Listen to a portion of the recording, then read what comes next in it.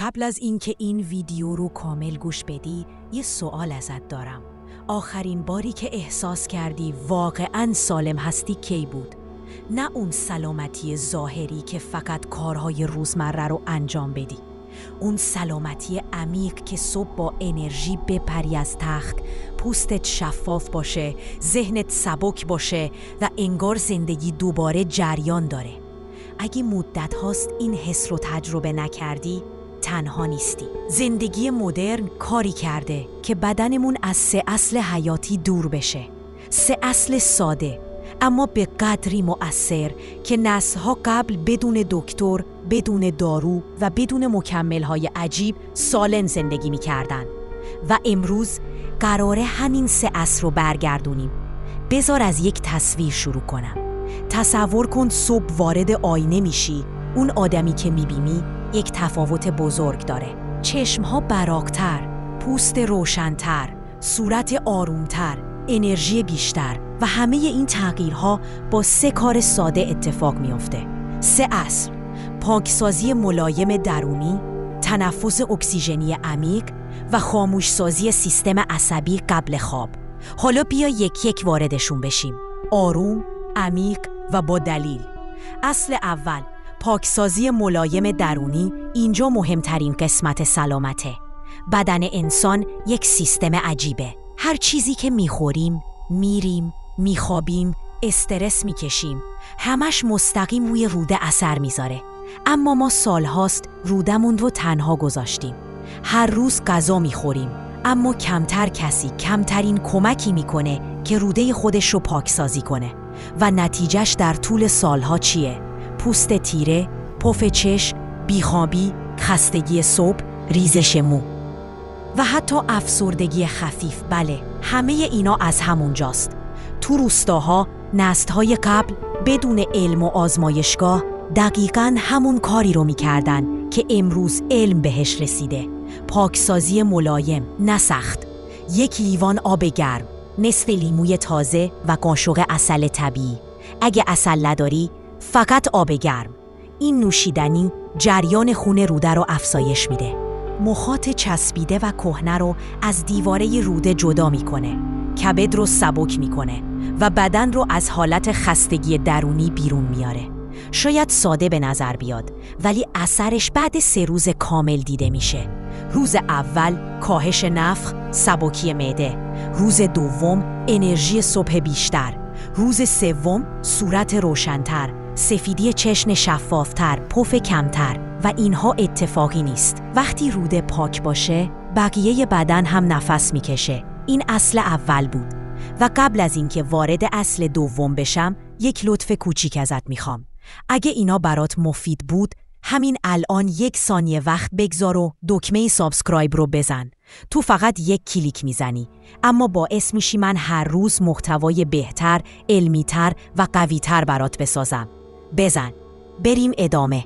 اصل دوم، تنفس اکسیژنی عمیق. حالا میریم سر چیزی که 90% مردم نمیدونن چقدر مهمه.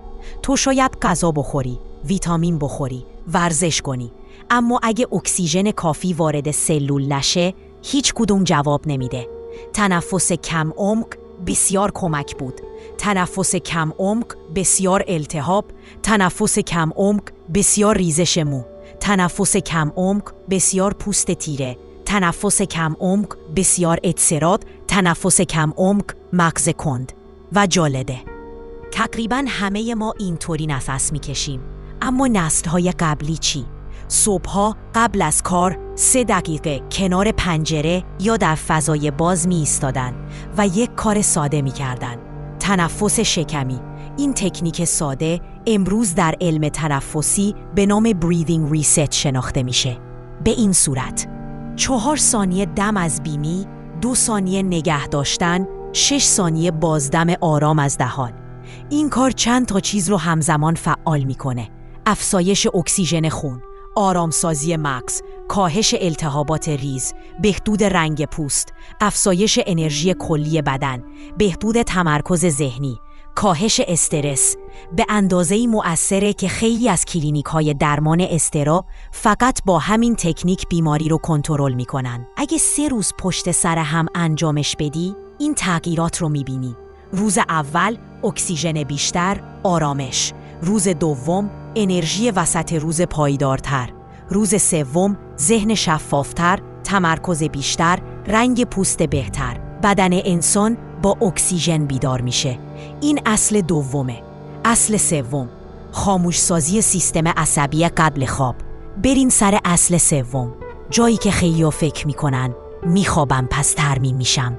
نه، ترمیم از زمانی شروع میشه که مغز از حالت هشدار خارج بشه. اگه توی رخت خواب باشی اما ذهنت هنوز روشن، هنوز درگیر موبایل، استرس، فکر، هیچ ترمیمی اتفاق نمیفته. نسل‌های قبل چی کار میکردن؟ قبل خواب همیشه یک کار تکراری میکردن.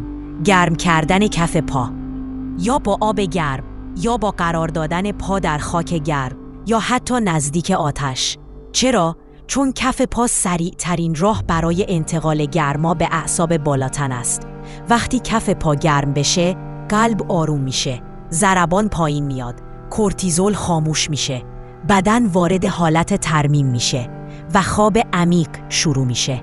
نتیجهش صبحایی که بعدش بیدار میشی انگار 10 سال جوانتر شدی. پوست روشنتر، ذهن سبکتر، انرژی بیشتر. این اصل سومه. میخوان یک تصویر واقعی بهت بدم. در یکی از روستاهای قدیمی کردستان پیرمردی هست که 84 سالشه. پوستش صاف، صدایش محکم، راه رفتنش استوار. وقتی ازش پرسیدن چطور اینقدر سالم مونده، فقط گفت من همیشه قبل خواب پاهام گرم باشه، همیشه نفسهام عمیق باشه و صبح مودم سبک. 3 چیز، همین 3 اصل.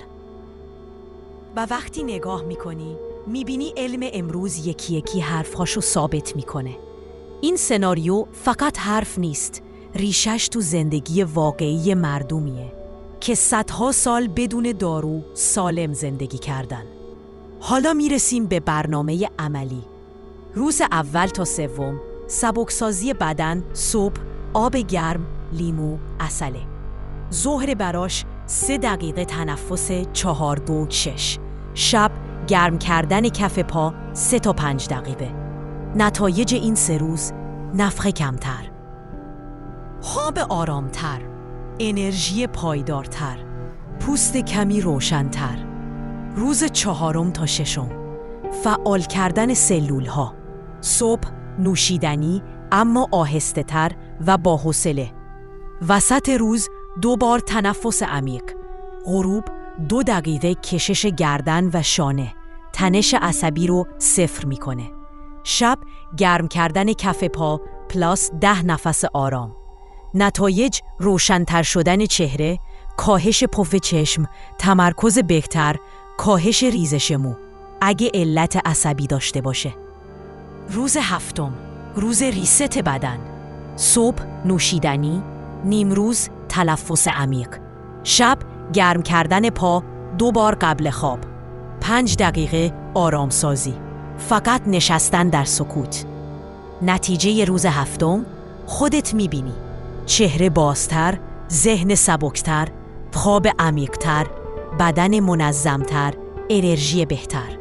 سلامت واقعی پیچیده نیست، فقط گم شده بود و حالا تو دوباره پیداش کردی. اگه این ویدیو برات مفید بود، یادت نره همین الان سابسکرایب کنی، چون قرار هر روز یک قدم جدید برای بهتر زندگی کردن با هم برداریم.